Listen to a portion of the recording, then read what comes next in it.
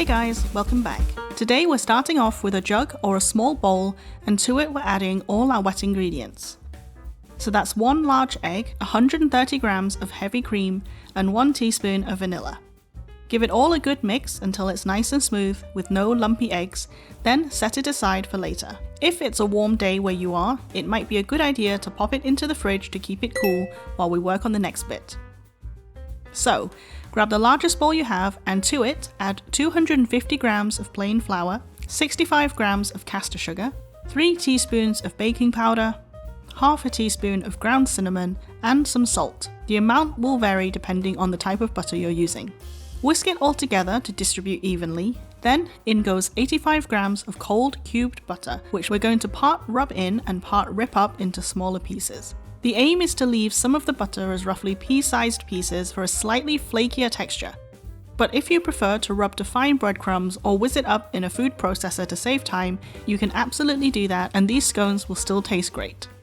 Next we can add in 75 grams of pecans, roughly or finely chopped depending how you like it, as well as 75 grams of dark chocolate chips. Give it a quick mix up to distribute, and then we can start adding the wet ingredients.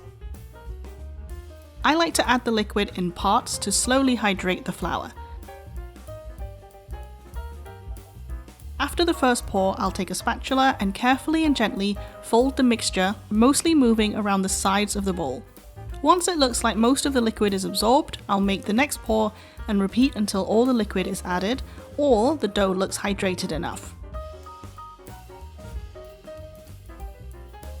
Eventually, it'll come together into a shaggy mass like this.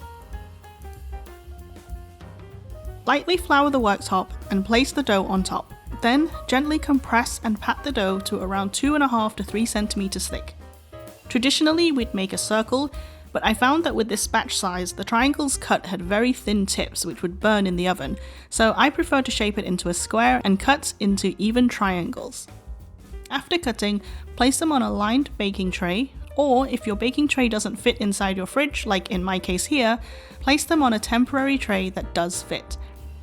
If you like, you can add some extra chopped pecans and chocolate chips on the top for decoration before chilling the whole tray in the fridge for at least 30 minutes or until firm to the touch. Once the scones have chilled, preheat the oven to 190 degrees Celsius. The now firm scones can be transferred to a large lined baking tray with space given in between each one to allow for expansion as they bake. Using any leftover liquid or some extra cream, lightly brush the tops of the scones and optionally sprinkle on some extra demerara sugar before baking in the oven for 15 to 17 minutes or until golden brown.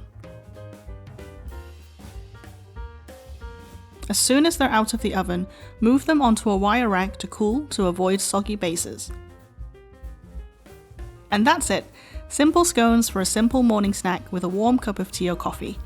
Once again, thank you so much for watching and we hope to see you again next time.